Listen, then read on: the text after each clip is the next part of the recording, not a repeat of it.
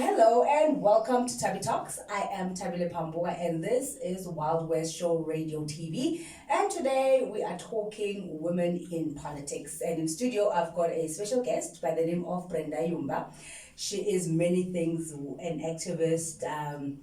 She is the chairperson of Ward 10 for EFF. And she jumped ship. But we will talk about that, from where to where and why she jumped ship. Briefly, Brenda, welcome. Thank you so much, Thabile. And just briefly, who is Brenda Yumba? Brenda Yumba is a confident woman. She's a mother. She is an activist. She does all these things. I'm a social media manager. I'm an actress, part-time actress. I do so many things. Like I have a lot to juggle. And then I was also featured on a book, about Kagiso women making waves on their own terms. I mean, big things. Yeah. Big things. Yeah. See, she's a woman of many talents. Like she said, she's been on the book written by Thabile. Yes. Amongst many other things. And she's also a freelance journalist, right? I'm a freelance journalist right now because I'm doing a lot of freelancing because I don't want to be tied to one thing, Because when you freelance, you can do so many things at the same time in your own time. Yes. I understand, unlike having to work for a company full time. Not boxed. Exactly. But now, since we're talking women in politics, and I know you've got a long history in politics. Yes. Yes. I'm not sure how far. Hence, I want to find out, why did you then decide to get into politics? Because you do many things. You studied journalism, but why did you decide to say, okay, now I'm getting into politics hardcore? Okay. I've always wanted, I'm one person, my parents always said that I never sat still, and I can never be in one place at a long time, at a long time. So like when it started when I grew up at my grandmother's place in Mapodiseng, which is Masibilanga. Okay. And it's the police section there, my grandparents' house. They were PAC. So I grew up in a PAC home. Oh, all right. I only joined the ANC, I think, Kanako Ela Juju again.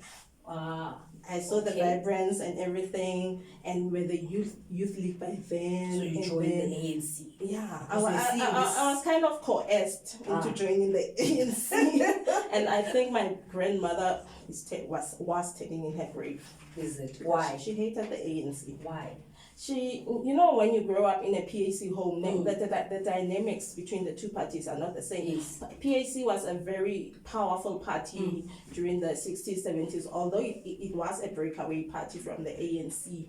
But my grandmother, my uncle went to Tanzania as an APLA member. He was trained there, and then he came back after democracy was proclaimed.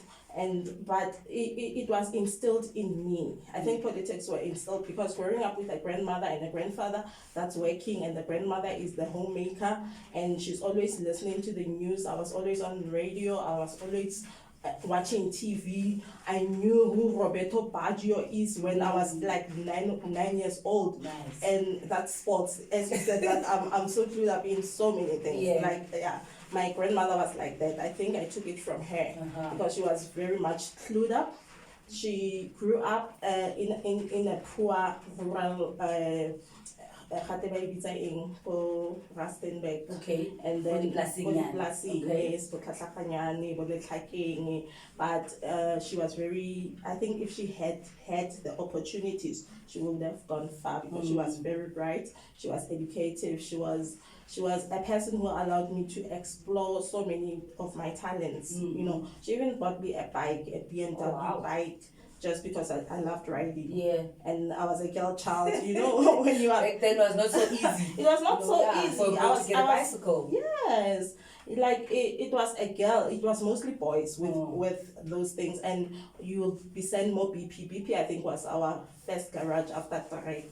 Yeah. Which is maybe it's an XL or it's XL. Trike. Former XL. The former Trike as well. Yes. Former XL. Yeah. So Granny helped shape the person that you are today. Yes. And she also helped you understand politics and actually get into politics. Yes. Sharp. Now you grow up, you sing this kind of, you know, PAC, uncle goes to Kenya, comes back, all of this is happening. I mean, Yes, Tanzania. yes. All of this is happening. Come 94, we are voting. Where are you at this moment? How old were you? At this point, I'm still a teenager. I just entered my teens and in high school at Azadville. It was called Azadville by then. It's Amity Mall now.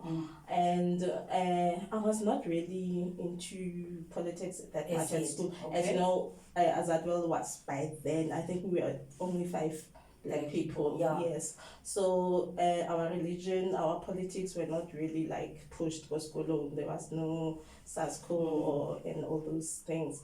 But yeah, the PAC thing was always my party. It was always like, and PAC Israel to Africa, you know. So from Israel to Ngena kanjani manje ANC?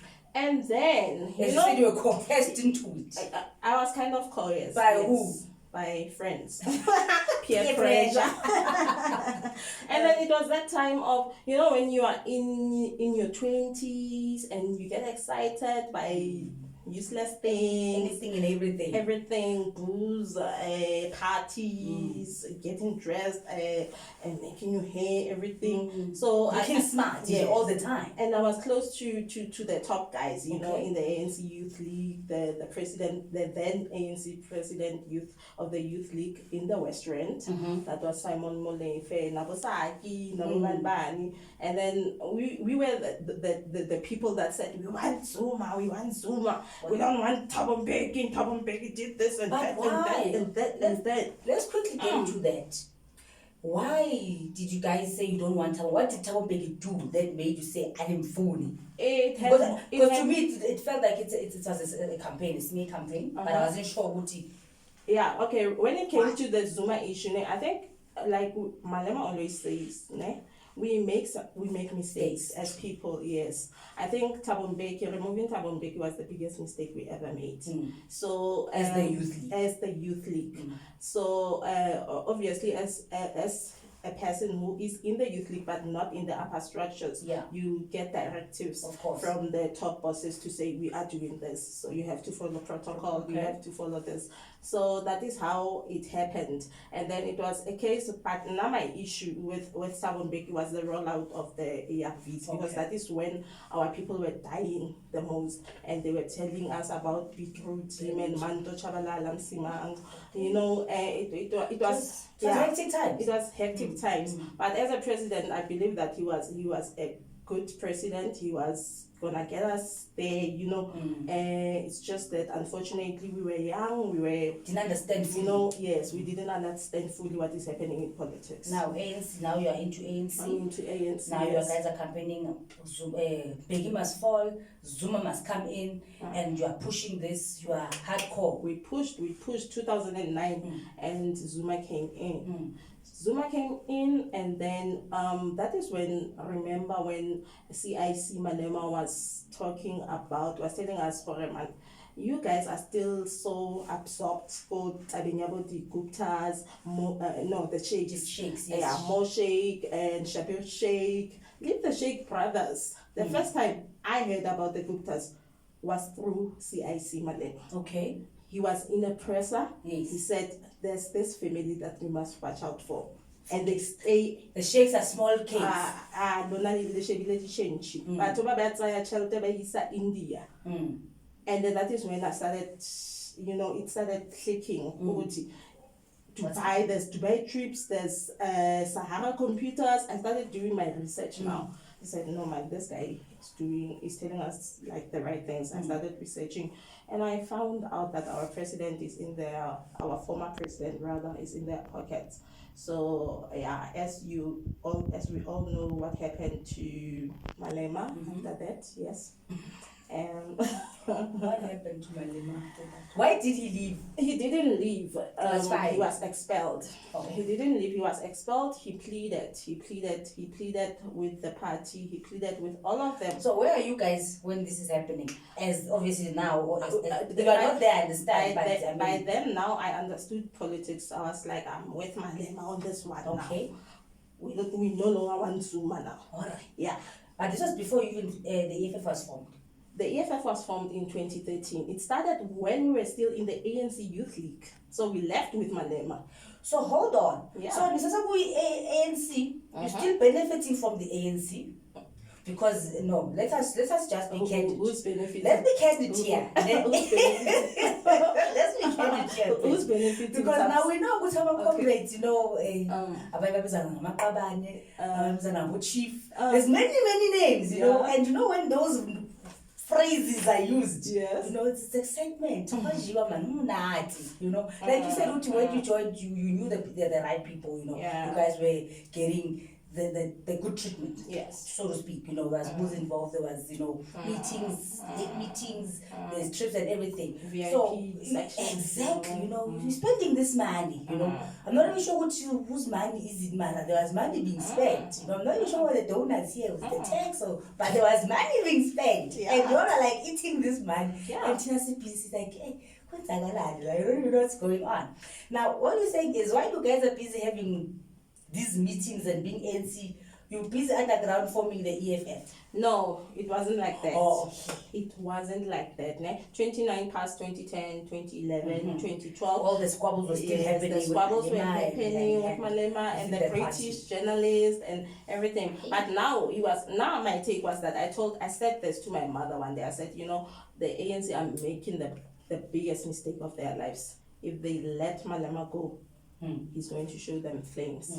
Because this guy is very educated. He's very not educated. That's the wrong word. He is educated now, but then they were saying that woodwork or bukai. I always ask people. I always remember. I always ask people, like more social media.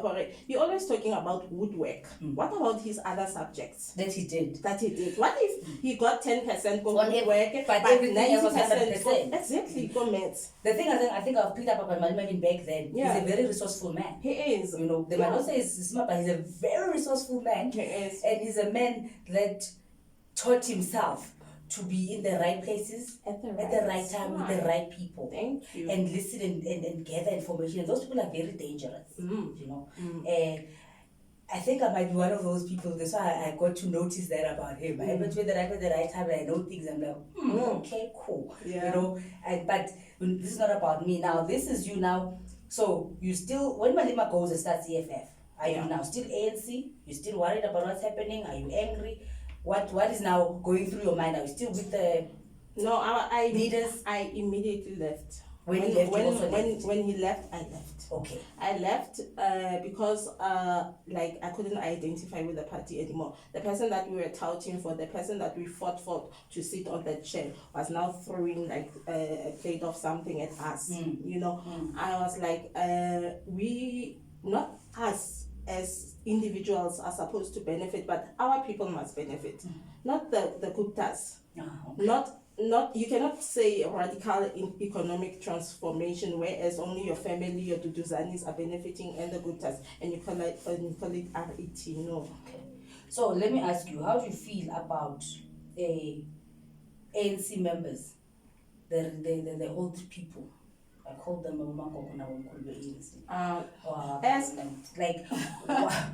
because obviously you were also part of the ANC and you guys were comfortable back then. Like you said, you were still young and you were still trying to find your feet. Now that you know what you know, what do you think about retirees? Yes, retirees being in power. Starting with our president, he's over 60.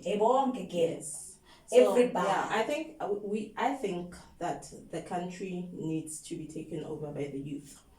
Okay. This generation, you know, by the youth, I'm not saying an 18-year-old should take over.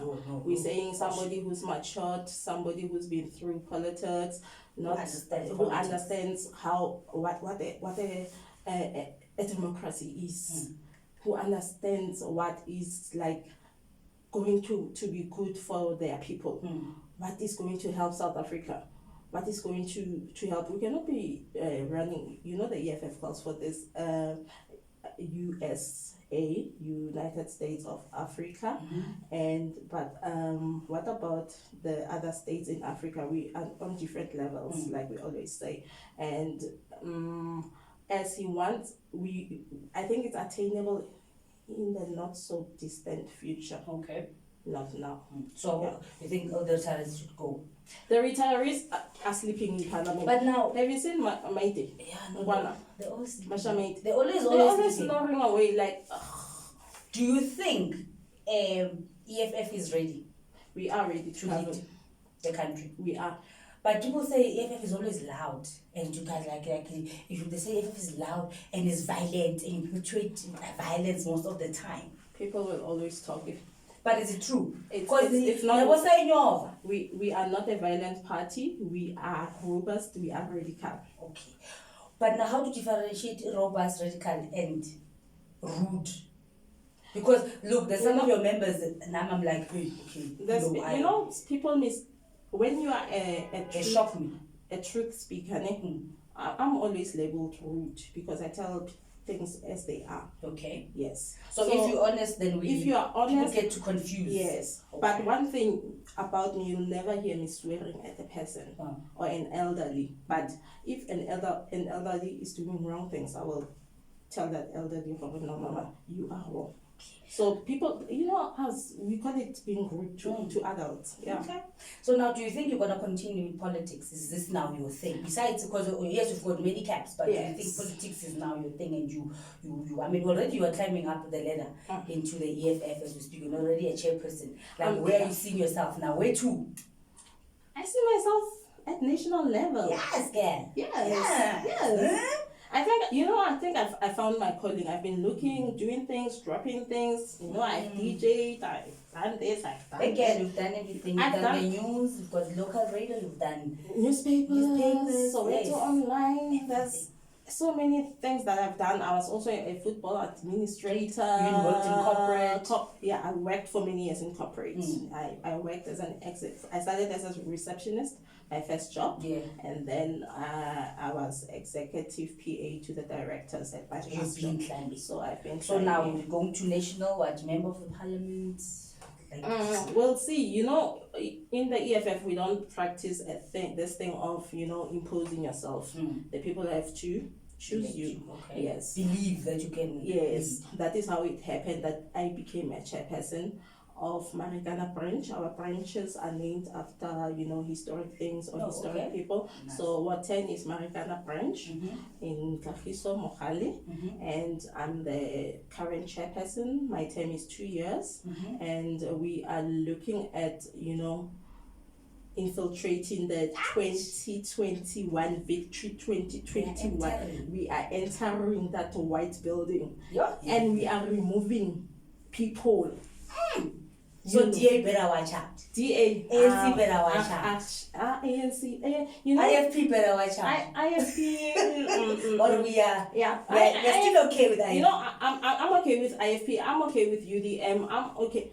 My problem is the ANC and the DA. I'm a leftist, obviously. So we are anti-capitalist. Okay. Exactly. Hey, even during the time when the former mayor, may his soul rest in peace, hey, Gabashuba man in the White House was bad, and I wasn't sure who is, because at some point I was like, okay, this is the EFF, and then their own members, when they agreed with the bill from the ANC, and some were removed, and I was shocked. And I felt as if I don't know because I don't understand politics. I guess because I'm not a politician. I understand from the journalist from the media side. You understand, and you try to understand. So it's very difficult because actually politicians don't never give straight answers. They're like it's as if you guys go to the same college and then you train how to divert. So since you're a chairperson, are you also going to the college now? No. I'm still outspoken. I'm still rubbing some people. They're not going to teach you the right. Even within my own party, if I say no, I don't want this. I don't want this. If I say yes, I want this. I want this. And it's not about being like authoritarian or dictatorship. It's about leading as a chairperson. You lead your BCT, which is your branch command team, and you lead them. and you make sure that we implement the plans of action from, obviously we take directives from the regional office and the provincial and the CCT, which is the Central Command Team. So it's all about following the EFF guidelines. If you work within those and do the right things, you'll be okay. What was the question again? Let's go back to the question. Leave it. No, I want to answer it. I want to answer. No, we're done. We're done. We're done. We will revisit that question when we come back to discuss. I am coming because the back. elections are coming. They're just around the corner. 27th October. Yes, so we're gonna, when we're doing the campaign, when we come back, then we shall go back to that question. But for now, we just rest it, because now we just talk about women in politics. It's Women's Month, and that's it. It's still August, hey? Yeah, man. Look, there's so much we can talk about, and I would love to talk about, but unfortunately, our time is done, is kaput. So quick. I know, right? It does when we have fun. And we have so much to say. And I have so much. Of course, we have so much to say. I mean, really. Just check out her social media pages. She's got so much to say about anything and everything. And she does not shy away from the challenge. Never. Okay? She will bash you if she has to bash you, and she will bitches at you if she has to squash Even my you. friends know me. My friends are always like, we even scared to comment, Brenda. But I know what you're saying. You have to think before you. Do I want to answer? But hey, Brenda, don't jiggle I'm in not front like of the that. people. Because people, when they want to ask me something, they have to ask for permission first. Brenda, can I ask you something? Yeah, because you can just go. Yeah, You're a true EFF member, and on that note, Hence, I'm saying that I found my calling. Nice. I was meant to be an economic freedom fighter. Nice. Thank you. Thank you so much, Brenda. Thank you so much for visiting today. I really appreciate it. Thank you for I'm having honored me. that you came through. Like I said, there's so much to talk about. We'll continue some other time. But on that note, please do catch her on her social media pages. She is Brenda Yumba. At Brenda Yumba on Instagram, and it's Brenda Yumba as well on Twitter, and it's Brenda last number Yumba on Facebook. And on that last number note, I'd like to say adios. Thank you so much for tuning in. I'm Thabile, and this is Thabile Talks.